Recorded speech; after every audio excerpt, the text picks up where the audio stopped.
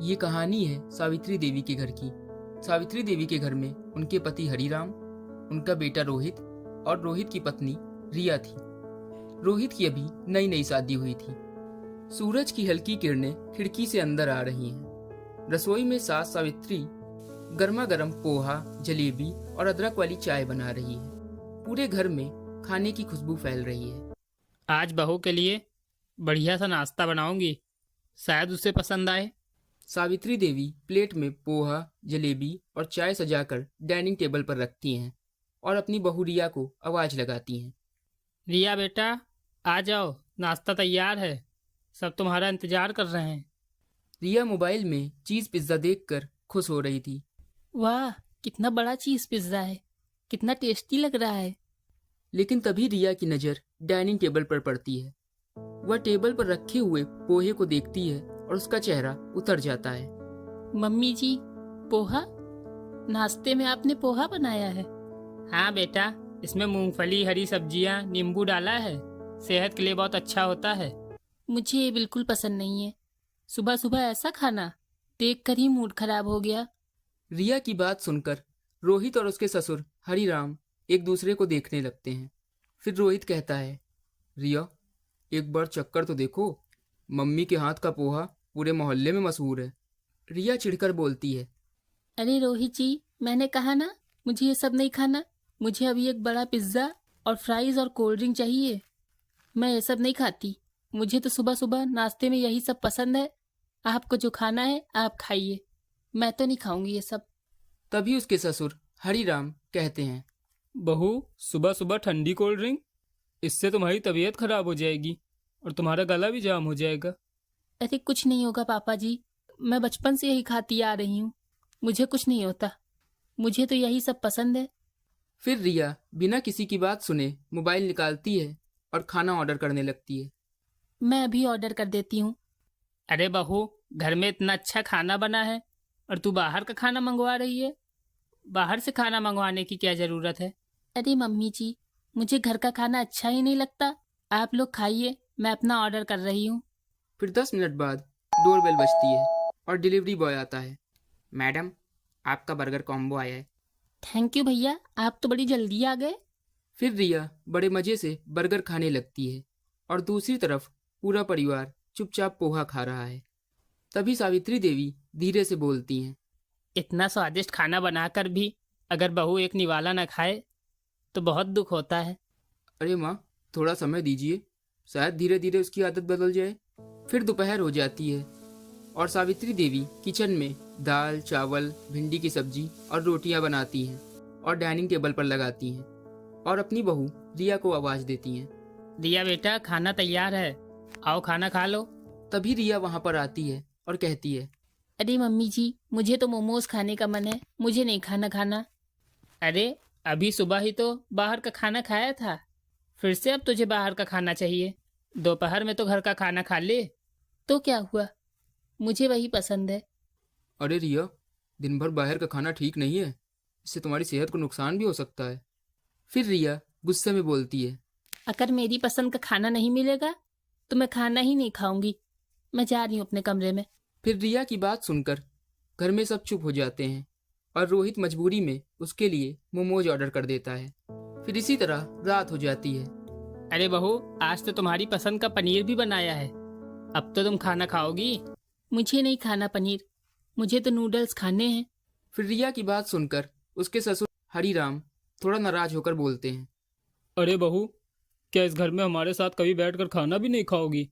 रोज रोज बाहर ही का खाओगी क्या? जब मेरा मन करेगा तब खाऊंगी, अभी मेरा मन नूडल्स खाने का है। फिर ये बात कहकर वो अपने कमरे में चली जाती है और फिर से ऑनलाइन ऑर्डर कर देती है। ये देखकर सावित्री देवी की आंखों में आंसू आ जाते हैं और वो कहती है, मैंने सोचा था अगर बहू आएगी तो घर की रौनक बढ़ेगी, लेकिन उसे तो हमारे हाथ का खाना ही पसंद नहीं है। उसकी बात सुनकर सब बहुत उदास हो जाते हैं, लेकिन दूसरी तरफ रिया बहुत खुशी से नूडल्स खा रही होती है। फिर अगली सुबह सावित्री देवी किचन में वो देखती हैं कि फ्रिज में रखी सब्जियां पिछले 3 दिनों से वैसी ही पड़ी हैं। इतनी मेहनत से सब्जियां खरीद कर लाई थी, लेकिन बहू ने तो एक कौर भी नहीं खाया। इस तरह तो सब सब्जियां खराब हो जाएंगी। दूसरी तरफ रिया अपने कमरे में मोबाइल चला रही थी। अरे वाह, कितना अच्छा पिज्ज़ा है। आज तो मैं यही ऑर्डर करूंगी।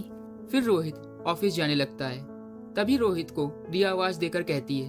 अरे रोहित जी सुनिए, हाँ रिया बोलो।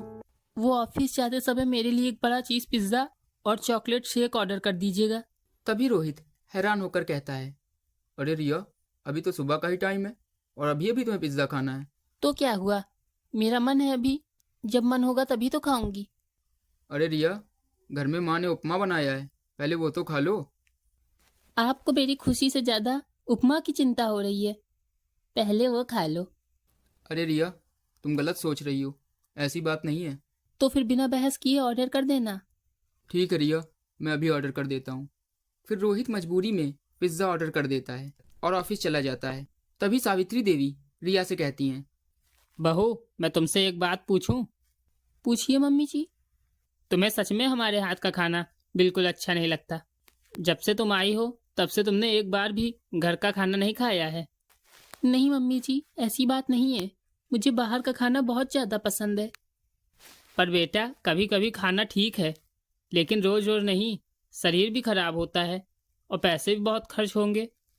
अरे मम्मी जी, पैसे खर्च करने के लिए ही तो होते हैं। अरे बहू लेकिन पैसे बचाने भी पड़ते हैं, कल को कोई ज़रूरत आ जाए तो। आप लोग हर बात में पैसे क्यों गिनते रहते हैं? जिंदगी एक ही बार मिलती है, अच्छे से जीना चाहिए। हर समय आप लोग पैसे पैसे करा करते हैं। फिर शाम हो जाती है और रोहित ऑफिस से थका हुआ घर आता है और अपनी माँ से कहता है, अरे उम्मा पानी मिलेगा? हाँ बेटा अभी लाती हूँ। तभी डोरबेल बजती है और डिलीवरी बॉय कहता है, सर आपका पिज्ज़ा पास्ता और कोल्ड ड्रिंक है। डिलीवरी बॉय की बात सुनकर रोहित रिया से कहता है, अरे रिया तुमने फिर से ऑर्डर कर दिया, सुबह ही तो मैंने ऑर्डर किया था तुम्हारे लिए। हाँ रोहित जी, आज ऑफर चल रहा था तो मैंने सोचा मैं भी ऑफर का फ़ायदा उठा लूँ। लेकिन रिया घर में भी तो खाना बना है। तो आप लोग खाइए ना उसको, किसने मना किया आप लोगों को खाना खाने से? तभी सावित्री देवी खुद को रोक नहीं पाती हैं और कहती हैं, बहू ये रोज रोज की जिद ठीक नहीं है। सुबह दोपहर शाम हर समय बाहर का खाना, घर का बना खाना आखिर कब खाओगी? मम्मी जी, मुझे मेरी पसंद का खाना खाने दीजिए। मुझे मेरी पसंद का खाना खाने का हक है। मेरा जब मन होगा मैं तब खाऊंगी। हक है बेटा, लेकिन परिवार की जिम्मेदारी भी तो होती है। मैं किसी का पैसा बर्बाद नहीं कर रही। लेकिन बहू जिस घर में हर दिन 1000-1500 रुपए सिर्फ फास्ट फूड पर खर्च हो, वहाँ घर का बजट बिगड़ ही जाता है। अरे मम्मी जी, अगर इतना ही बोझ लग रही हूँ तो बोल दीजिए। फिर रिया की बात सुनकर घर में सन्नाटा छा जाता है और रोहित बीच में बोलता है, बस आप दोनों शांत हो जाइए, बात को इतना मत बढ़ाइए। अरे बेटा मैंने तो सिर्फ घर और तुम्हारी सेहत की चिंता की थी। ये कहकर सावित्री देवी चुपचाप रसोई में चली जाती हैं और रिया भी गुस्से में अपने कमरे में चली जाती है। ये देखकर रोहित बहुत परेशान हो जाता है।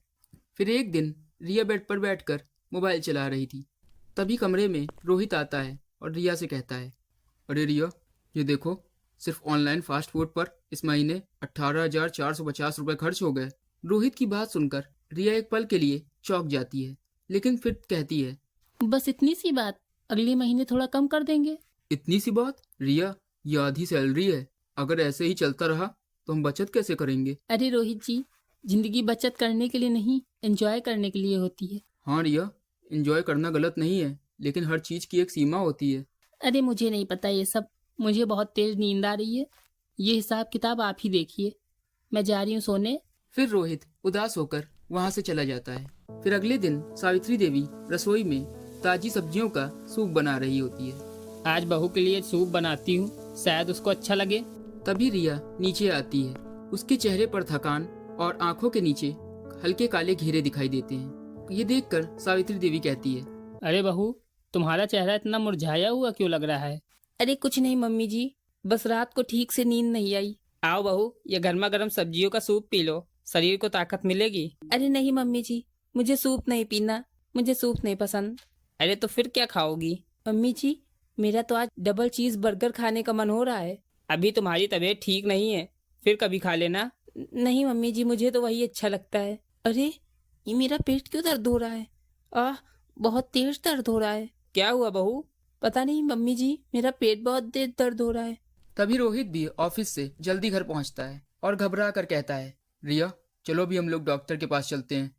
अरे रहने दीजिए, शायद थोड़ी देर में ठीक हो जाए। नहीं बहू, अब जिद मत करो, सेहत सबसे जरूरी है। रोहित बेटा, तुम जल्दी से जाओ लेकर बहू को डॉक्टर के पास। फिर रोहित रिया को लेकर हॉस्पिटल जाता है। तभी सावित्री देवी की आंखों में आंसू आ जाते हैं और वो कहती है, हे भगवान, मेरी बहू को जल्दी ठीक कर देना, इसे सही रास्ता भी दिखाना। फिर डॉक्टर रिया का चेकअप करके बताते हैं। अरे रिया जी, आपकी रिपोर्ट आ गई है। डॉक्टर साहब, सब ठीक तो है ना? फिलहाल तो कोई बड़ी बीमारी नहीं है, लेकिन अगर आपने अपनी खान पान की आदत नहीं बदली तो आगे चलकर गंभीर समस्याएं हो सकती हैं। तभी रोहित कहता है, अरे डॉक्टर साहब, आखिर हुआ क्या है?